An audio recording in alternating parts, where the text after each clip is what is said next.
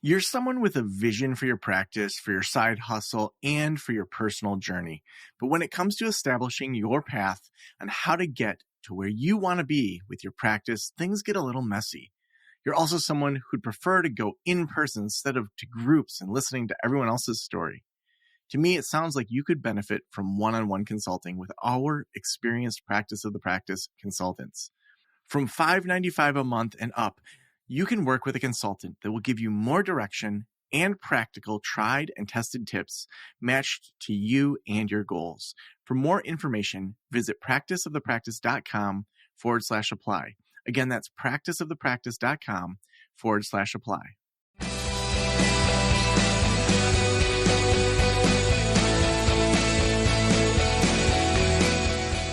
This is the Practice of the Practice podcast with Joe Sanok, session number 1255.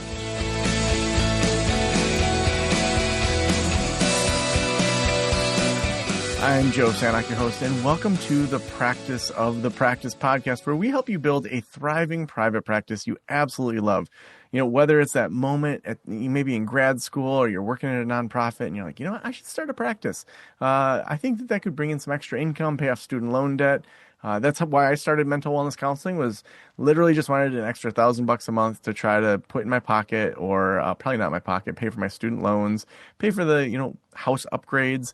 And then it grew and I kept adding clinicians. And next thing you know, I had 13 clinicians and left my full-time job and was able to do this type of consulting as well. And I absolutely loved it. I really loved the kind of practice that I built, and eventually sold that in 2019. And now I get to talk to people all week long about business, about marketing, about what matters to you as you have a private practice. We want you to love it as well as to thrive. I am so excited today. We have Dr. Joseph Michelli, who is a globally recognized organizational psychologist, best-selling author, and one of the most trusted voices in customer experience and leadership transformation. Joseph is the author of multiple #1 New York Times and Wall Street Journal bestsellers, including The Starbucks Experience, The Zappos Experience, The New Gold Standard about the Ritz-Carlton, Driven to Delight on Mercedes-Benz, and The Airbnb Way. His most recent release is All Business is Personal. Joseph, welcome. I'm so excited to have you here on the Practice the Practice podcast. I'm excited to be here. I love your podcast. I've listened to it, and I feel like we're kindred spirits here. So this is exciting. Yeah, well, it's interesting because I think that, probably being an organizational psychologist, doing a lot of that work, you got a lot of training, I imagine, in business and how big businesses think. And I still remember in graduate school, maybe this was you, there was a psychologist who figured out on American Airlines that people didn't care if they got 2 tomatoes or 3 tomatoes in their salad. And so they saved, American, millions of dollars a year on like 1 tomato. And I remember thinking to myself, what a stupid application to psychology. But as I now get in the business world, I'm like, no, there's so many cool ways that businesses operate. And I just had this tainted view of the counseling world versus the organizational world. And I love what you've done, and you've helped build that bridge. So maybe help us understand a little bit of your career as you, went from practicing and doing all that to writing all these books. I know that's a lot to cover, but maybe the real question is, what do people get wrong about organizational psychology? Yeah, I think as an organizational psychologist, I consider myself that after being a clinical psychologist. So it's kind of an interesting journey. I think what people do get wrong is that organizational psychologists aren't necessarily always looking at whether or not you need 3 or 2 tomatoes. I mean, we're not necessarily down in that granular level. We're more likely, at least in my consultative space, there are colleagues who I'm sure are at the tomato place, but my space is a lot more about what are the drivers of intention. Yeah. Either at the organizational level, how do we make our company better, or how do we engage our customers better by understanding the psychology that drives them? There's lots of elements of cognitive psychology and lots of elements of emotional dimensions of psychology as well. So that's kind of where I spend my day. Yeah, I would love to hear just what you see these large companies doing right that we can then apply into our counseling practices. Well, I think that the great leaders and the kinds of leaders that I end up writing books about, these are all clients of mine. The ones who actually make it to the book stage are ones who have a clarity of what they want every single customer, or in case of practices clients to experience every time, no excuses. So what do we want them to experience when they arrive on our website for the first time, when they have their first phone contact, when they experience the last contact before they're transitioning to some other provider? What do we want them to feel consistently? And we're not just talking about in the actual session, if you will, but all of the other touch points along the journey, and understanding that, and then training your team to realize we need to execute this differentiated emotional experience at those high value touch points based on evidence, right? Like behavioral economics research showing what is memorable to human beings. How do we execute at those high value moments against what we want every single person to feel every single time? Because that's what drives loyalty and referrals. What is memorable? Like what makes brands stand out? Well, first and foremost, making a personal emotional connection. At Zappos, we used to call it a PEC, the personal emotional connection. And the idea is that we have to do more than just transact business. We have to demonstrate that we care for you through our products and offerings, but we care about you. It's to kind of be real blunt about it. We have a give a damn factor about it all. It matters to us how your life is experienced, not just, again, in the delivery of the core product, but all of the elements, enveloping the entire experience in that level of caring as demonstrated by trying to drive an emotional outcome at each touch point. Now, for therapists, I think that, a lot of us haven't been trained in business at all. So, if I think about the user experience, they're often potential clients are throwing it out there to their closest friends. They're not going to post on Facebook or Instagram, hey, looking for a therapist. But, they may say to a couple of people, hey, I heard you were in therapy. Who do you use? And then they may go to the website. They may, if they need to take insurance, look at that. And then, they come to the intake, they get going in counseling. What do you think therapists probably get wrong or miss that there are opportunities that they could actually improve that user experience? Yeah, I think from the arrival experience on your website to the phone call to the way you help your clients understand that you're in a referral business, all of those things that are actually very tactical and very thoughtful. And lots of people, I think, open a practice. They are good at their trade. They know how to affect positive change in the life of the person who sits in front of them, or maybe is visually mediated through technology these days.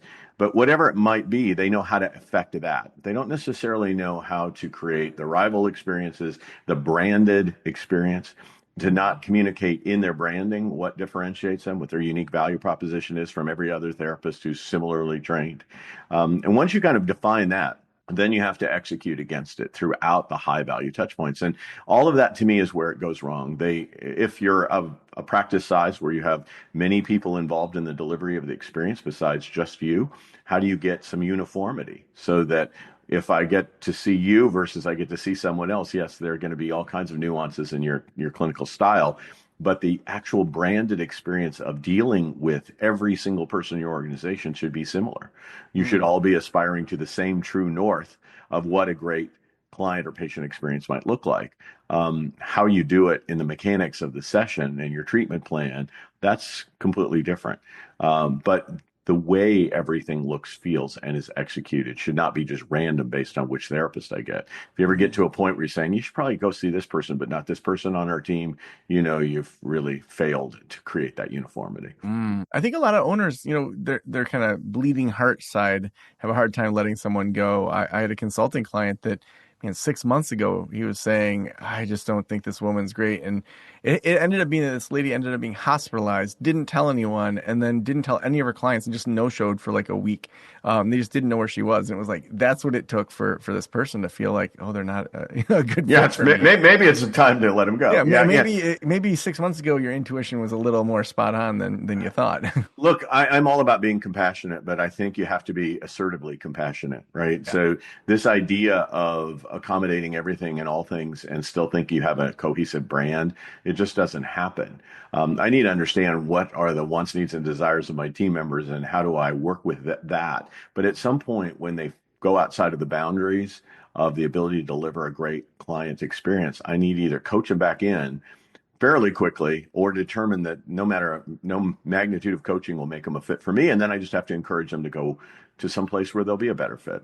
Yeah. What are some kind of quick ways that owners can be checking in on that? Because they're not going to go sit in on the session for quality. Like, I mean, one thing that comes to mind for me is if you have a team of say 10, and then they're all seeing people about 10 to 15 sessions before they close them out, and then you have one that they see one or two, like looking for those outliers.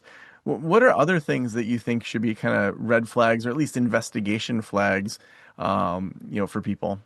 Well, I think obviously any of the key performance indicators, are people on time for their appointments? Are they continually running late? Mm. And, issues that where you get some feedback from clients. It used to be the case that we wouldn't ask clients about their experience. We just kind of continue to treat them, and the clinical outcomes spoke everything. Well, you want clinical outcomes. You want people to lower their depression scores on screenings, right? You want them to be able to demonstrate all kinds of behavioral improvements in the quality of their lives as a result of their time with you. But in addition to that, you want to make sure that while they're doing that, they're having the best possible experience, that you're on time, that you're Mm. communicating effectively, that you're available and approachable within the boundaries of service standards that you've created.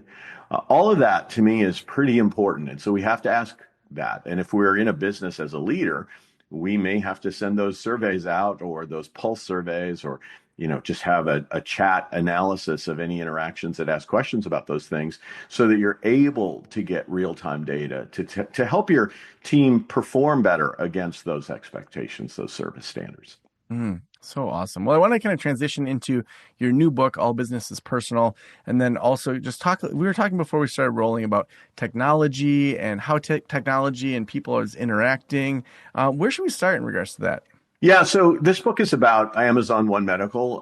It really was a company called One Medical out of San Francisco. I had consulted for UCLA, and the chief operating officer over there went and ran the Stanford health system, and then on to this One Medical company. One Medical was originally founded by a physician by the name of Tom Lee, who was a Harvard-trained internist. He went on to Stanford Business School to learn his business chops, which I think is a lesson to a lot of clinicians. We need to solidify our business skills. So being part of your community is an example of taking that step. But what Tom really did was he said, I now want to challenge not just iterative design in healthcare, but really optimal design. So why do patients have to sit in a waiting room and an exam room? That was a question he asked. Why do patients have to call us to get an appointment in a time when maybe we could start developing some technologies a decade or more ago? We could develop some technologies where they could schedule the appointment in their jammies. Again, would be confined by our availability, but it wasn't dependent upon having to call somebody to get it done. All those kinds of changes resulted in a very different kind of experience, where providers do walk into the waiting room to grab patients for primary care visits, where those visits occur 97% of the time within 3 minutes of the scheduled time, to my point of being on time. All of those kinds of things enabled the brand to be attractive enough where Tom could say, we're still going to charge you your insurance for the clinical services, but we're going to charge you a membership fee to just have the same day, next day access, the use of our app, the communication platform our app provides, all the curated content. We're going to charge you a membership fee. And that started at $49 before e-commerce. They just sent in checks. Today, it's now bundled into an add-on to the Prime membership at Amazon. So it has all the power of Amazon. Amazon saw the value of this, and they bought them for $4 billion. Wow. Wow.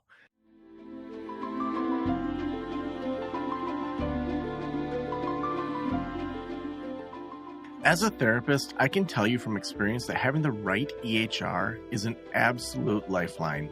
I recommend using Therapy Notes. They make billing, scheduling, note-taking, telehealth, and e-prescribe incredibly easy. Best of all, they offer live telephone support that's available 7 days a week. You don't have to take my word for it. Do your own research and see for yourself. Therapy Notes is the #1 highest rated EHR system available today, with a 4.9 out of 5 stars on trustpilot.com and on Google. All you have to do is click the link below or type promo code Joe on their website over at therapynotes.com and receive a special 2-month trial absolutely free. Again, that's therapynotes.com, and use promo code Joe on the website. If you're coming from another EHR, Therapy Notes will also import your demographic data quick and easy at no cost, so you can get started right away. Trust me, don't waste any more of your time and try Therapy Notes. Just use promo code Joe at checkout.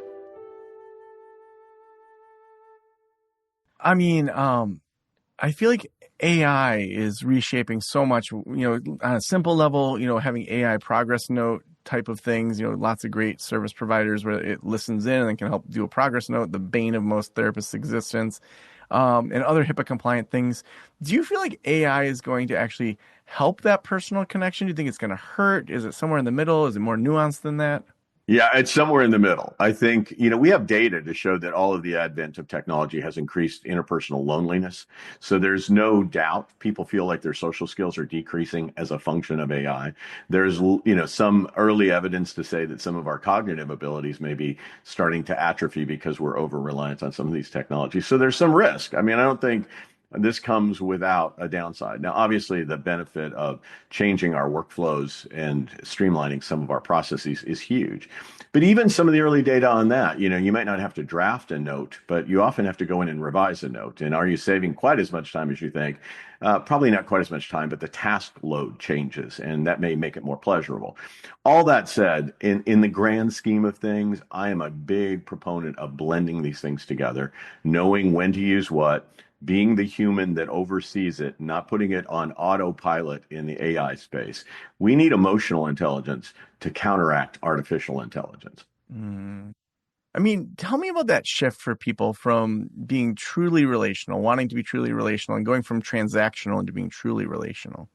I think anytime you can put a technology in front of somebody that decreases their effort, enables them convenience, then you should seriously consider it. If it enables you to do more so that you can be more available, to be more relational, then this is a good tool. If, however, it is a way of avoiding delivering a relational connection, it's going to cost you. There are studies right now looking at lifetime value. And if you don't form that emotional connection we referred to earlier, you decrease the lifetime value of most of your clients by about 300%, meaning the likelihood they're going to come back to you for the next course of care goes up immensely. The lifetime value that comes from them referring you to somebody goes up immensely if they feel that your practice has soul. If they feel like your practice has great technology and streamlined and it's cool and fabulous, that keeps you in the competitive set, but it's not a differentiator and it's certainly not a loyalty builder. Mm, mm. When you're kind of looking ahead into kind of the future with automations, like what human skills do you think will actually be more valuable in the future? I'm going to stay with emotional intelligence for the now. I think that the ability for AI to truly understand what people want, need, and desire at an emotional level is just not there. It tries to do that. It provides personalization by understanding patterns and use cases, but it doesn't personalize. It doesn't demonstrate welcoming. It doesn't demonstrate gratitude in any authentic kind of way. And so I think the more we understand our emotions, leverage them for good, help our clients manage their emotions effectively, that's the unique space. And while I do have friends of mine who literally are using ChatGPT as their therapist today, who literally put them in a position of giving them the entire scenario building, telling about their marital problems, whatever it might be, and then getting this back and forth that's just anticipatory AI skills. I can't imagine it really replacing the thing that we've been trained to do in that rapport building, assessment, treatment planning, referrals sort of space that most of the folks in your audience are in. Yeah. I think a lot of the listeners, are trained clinically.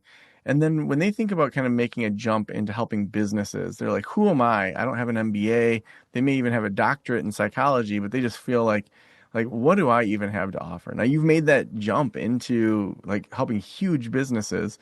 And I'm just curious, like, how can someone make that kind of jump into working with bigger businesses or even small businesses locally?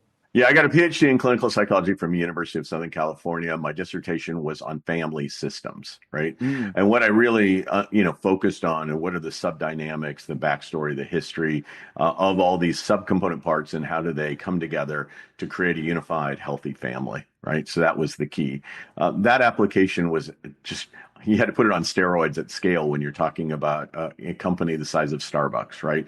But the concepts are still the same. You have to factor in all of the different want states of all these different individuals. You have to factor in their backstories and their history. You have to define what it is success looks like. What does done look like? As Brene Brown might say. And then how do you help people develop the skills, tools, and use the processes available out there in the system to be effective? And that's been my journey at the C-suite, and then helping the C-suite do it at the management level and ultimately bring that into life in the experience of the customer. Yeah. So like take a Starbucks. Like what does a company like that say? Like, all right, Joseph, we want to hire you for this. Here's the outcomes we're looking for. Like what does that look like in regards to these companies, what their ask is? Yeah, I mean, you frequently will get asks like, we want to have an increased number of our new customers coming through referrals. So we need to have to identify who are the people we can activate to get referrals.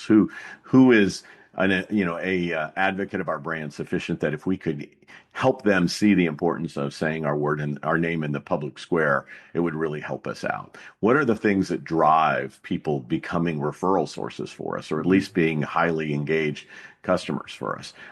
What can we do less of that gets in the way of creating an experience? I think this is a pretty important one. You just keep adding on new things.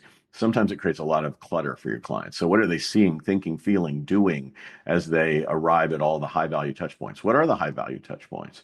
What predicts future engagement? They may be satisfied today, but is that satisfaction a predictor? Is reduced effort a predictor that they're going to be with us tomorrow? So a lot of those dynamics are what's in play in the day-to-day life of a former psychologist turned organizational consultant at scale. I mean, what are some of the skill sets that, like, if someone says, "Man, I want to be like Joseph in 5 or 10 years. I want to be doing this kind of level of stuff." Like, what should they be doing now to position themselves to actually have a Starbucks level company say, "Yeah, I want to work with that person," or "I want to hire that person," or like, what does that experience even look like to get to that point in the next, say, 5 or 10 years? Yeah, if you want to be like me, you should perform your own self-mental status exam, I think, because that's a questionable objective. But if you really want to get to consulting in this kind of space, I think the first off is understand business. Understand what creates value in business. What are the value drivers in your own business? How do you increase that? How do you figure out how to market your value? How to create and craft solutions for your business? How do you make sure that you are able to be financially viable? You got to learn all of those truths. So starting with your own business is a good place. I'd look at your journey. I think I'd rather be you, because you developed it in your own practice. Then you were able to grow the practice in such a way that you could sell it handsomely, and in the process learn all those mechanisms so you could transfer that out to other people. It is helpful if you can run a successful business if you're going to try to tell other people to do it. Now, I know the old days in mental health, we used to say that the TV repairman didn't need to have an operational TV, so a mental health professional didn't necessarily need to be mentally healthy. I think that's come a long way. You better be able to do it, to teach it. And I think that's the beginning stage. Once you've got that down, then you need to start doing it on small clients, and then building your path up to the larger clients. My first client was the Pike Place Fish Market in Seattle, Washington, 1,400 square feet of retail space. So that's where I started. And obviously my clients are a bit bigger these days. Yeah. Now, when it comes to just like book deals, I got one with HarperCollins, and I have my own thoughts on how to make that happen. If someone says, I want to write some books, like any tips on just being an author, being known, getting book deals, anything like that? Well, first and foremost, I think it's impossible to start and write a book if that's your goal. I think you should become a thought leader, create lots of content, think about what a book might look like with that content, bring that content together, all those small writings, create a confluence into something. Obviously, when you have an idea, you have to pitch book companies. I was fortunate that they came to me, but in the modern age, I think you probably should look, books like How to Write a Book Proposal by Larson, and really understand the mechanics of that. What do you need to do in terms of pitching your marketing plan? Why should people read your book? What is it similar to? How is it different than? Write a sample chapter or two, write a bunch of chapter outlines so people understand it's not a pamphlet but a book. And then you can start pitching it. And you can pitch it either through an agent or directly to publishers. If you have enough of a platform, and you create a great audience, it's pretty easy to pitch. It's a lot harder if you say, oh, I've got 25 followers on X and 15 on LinkedIn, to say, but I've got a great idea, because they want to join a parade, not create one for you these days. Yeah, I'm with you. It seems like part of it is that they're buying an audience that already trusts you, that wants to buy your book to begin with, and then saying, let's expand upon that. Yep. Yeah. And I think just don't expect a lot of money from writing books early on. When you create that following and you demonstrate your performance, then you're going to do better on advances and percentages on the back end. Otherwise, self-publishing is a very viable option, where print on demand gets you about 60% of the proceeds of the book that you're about to sell. You just don't have a distribution channel, and they're only going to print books when people buy them. So it's a very different phenomena. And just all of that, you can start. I'm available to reach out to. I don't charge people to try to help them get along a path of thought leadership, because I think it's important that we all advance our knowledge base in constructive ways. So awesome. The last question I always ask is, if every private practitioner in the world were listening right now, what would you want them to know? I just want them to know that this is a sacred profession that you are in. You are changing lives at the most fundamental level. There has never been a time in history, I think, where people have needed what you do more. So let's make sure that you package all of that in a wonderful experience, and that you don't let down the quality of your clinical care by the bumpiness of the journey it takes to access it. So awesome. Joseph, if people want to get this new book, All Business is Personal, any of your other books, where should we send them? Well, you can go to my website, josephmichelli.com, or any good bookstore. That's what I say. If my books are in them, it's got to be a good bookstore. Amazon's an example. Awesome. Well, thank you so much for being on the Practice of the Practice podcast. Thank you, Joe.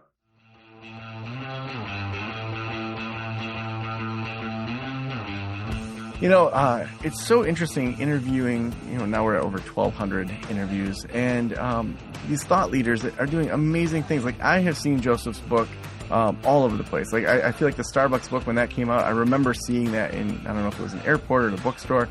But to just realize that Joseph's steps are just one in front of the other. That he grew this. He's a person that has value, that says, go back to doing the work yourself first. Oftentimes we're looking for these blueprints that are just big, quick life hacks. But a lot of it is just saying, what's the next thing that I'm going to work on, and how do I keep working on that? And so as we learn with people like Joseph, we'd love for you to be in community with us. We have our whole Practice Academy that you can have access to over at practiceofthepractice.com/membership. You can get access to the tracks on sustainable solo practice, group practice launch, and being a sustainable group practice. So all sorts of things over there. We also couldn't do this show without amazing sponsors like Therapy Notes. Therapy Notes is the best electronic health records out there. They will help you switch over from your current EHR. They also give you 2 months for free, or just money off if you use promo code Joe at checkout. They are phenomenal. They help with automated billing. It's going to make it easier to outsource your billing. So many reasons to switch to Therapy Notes. Just head on over to therapynotes.com, read about it, and at checkout, just use promo code Joe. Thank you so much for letting me into your ears and into your brain. Have a great day. I'll talk to you soon. Special thanks to the band Silence is Sexy for that intro music, and this podcast is designed to provide accurate and authoritative information in regard to the subject matter covered. It is given with the understanding that neither the host, the producers, the publishers, or guests are rendering legal, accounting, clinical, or other professional information. If you want a professional, you should find one.